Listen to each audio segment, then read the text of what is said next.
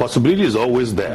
That as long as there's a case of polio anywhere in the world, and the immune level of children go down, particularly accompanied by malnutrition, then the chances of the child developing polio, usually they get it from either the environment, because if you don't continue surveillance of environmental, usually in our environment is from open sewers and flowing gutters or stagnant water. You don't continuously monitor the environment to make sure there is no live virus there. Once the immune status of children in an environment goes down, you get polio coming back. I was going to ask a question, because it's believed that in up to 70% of polio infections, the symptoms are not really obvious, just a gradual development of weakening of the muscles, and at the end of the day, the person just goes. And then in rural communities, especially where they still have the superstitious belief that no, he's just not eating well, his spirit. Let's be frank about that. And then the seeming lack of primary health care services in our society. We'll still come back to that question again of what's the guarantee that there will not be that flow backwards? Well, if I understand your question correctly, is that the possibility, particularly in the rural areas, that has always been our major concern. And that is why we are promoting the need for families to ensure that they don't just wait for our supplementary immunization activities when we go house to house. That every mother or caregiver to ensure that they take their children voluntarily to a health facility and make sure they get their at least 3 shots, of polio immunization. When I say shots, in this instance, we're still giving some by mouth, and of course we have introduced the injectable, polio vaccine in recent times. Is to make sure that that routine immunization exercise, continues unabated. Because as we get to the end of no polio anywhere, we're not going to be doing the house to house anymore. We're going to have, to depend solely on caregivers taking their children to health centers to have them immunized. I mean, the primary health care centers need to be in place. Precisely. Mr. Adeomi, how would that work?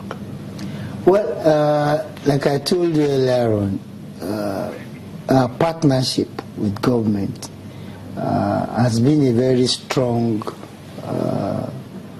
action in making sure that government is awakened to the level of responsibility they have in ensuring that primary health care is given a boost.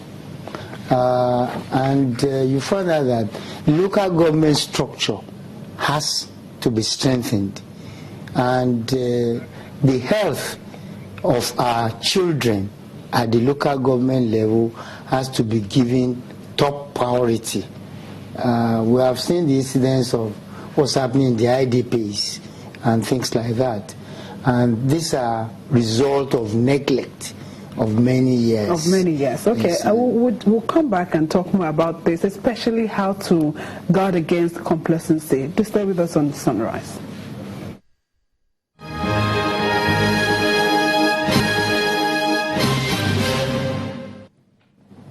Welcome back. We're still talking or celebrating Nigeria without polio, and hopefully we'll get that certification in 2017.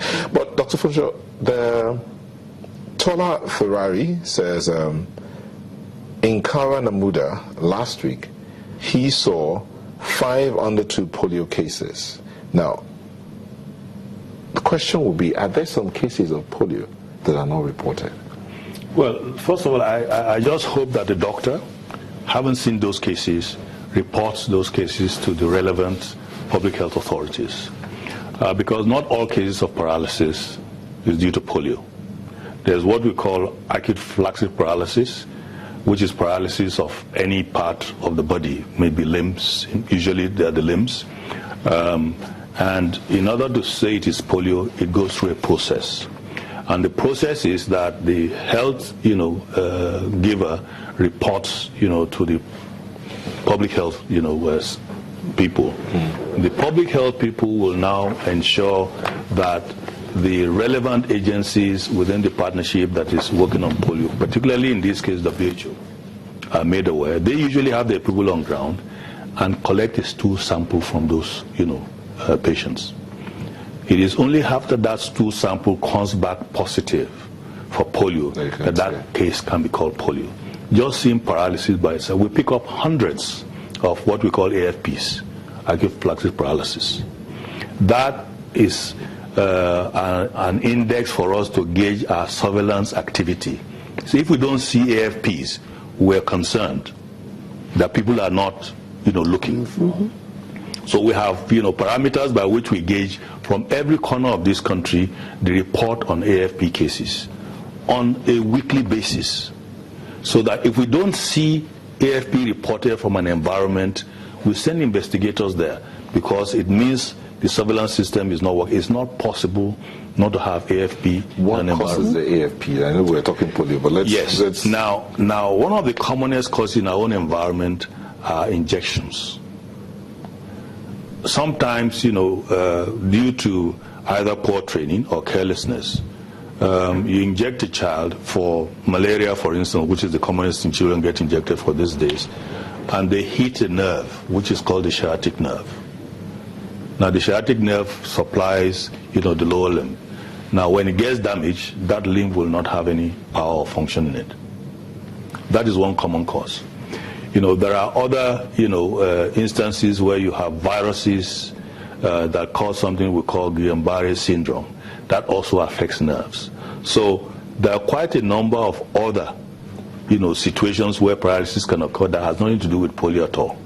That is why the surveillance system picks up these cases and refers them until a stool sample is collected and diagnosed. Diagnosed. Either polio. Using our laboratories, we have one in Ibadan, we have one in Maiduguri, and these stool samples are collected and transported under certain conditions that are provided at the local level. Okay, in closing now, tell us, we have 1 year to being polio-free, certified by the World Health Organization. How do we ensure that we reach this goal?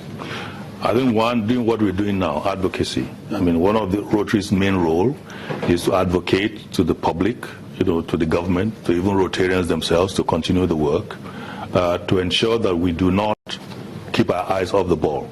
Our advocacy also includes ensuring that the resources are available, and financial resources are a major part of that. I'm delighted that during the President's speech on Sunday, he mentioned the fact that the commitment to finance is there, and we know already that in the appropriation bill we have the 50 billion naira made available for polio. So that's an encouraging thing. So we need to continue the advocacy on that front.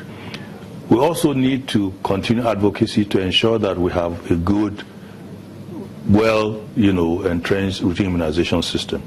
And like we discussed surveillance. Surveillance is key. Okay, and so quickly, Mr. Adelme, what should the people also do? Well, the people should continue to be extra vigilant to ensure that we're on top of the game, and we put it on the front burner. All right. Thank you so much. Thank you very much. Out there to families and Nigerians generally, let's all be more vigilant to ensure that we remain polio-free. That's right. Thank you, Dr. Tunji Funsho, Chairman, Nigerian National Polio Plus Committee of the Rotary International, and Yami Adelme, Vice Chairman, Southwest Nigerian National Polio Plus Committee of Rotary International. Thank you both for sharing your thoughts with us. Thank you for having us. So as we're back in a moment, don't go away.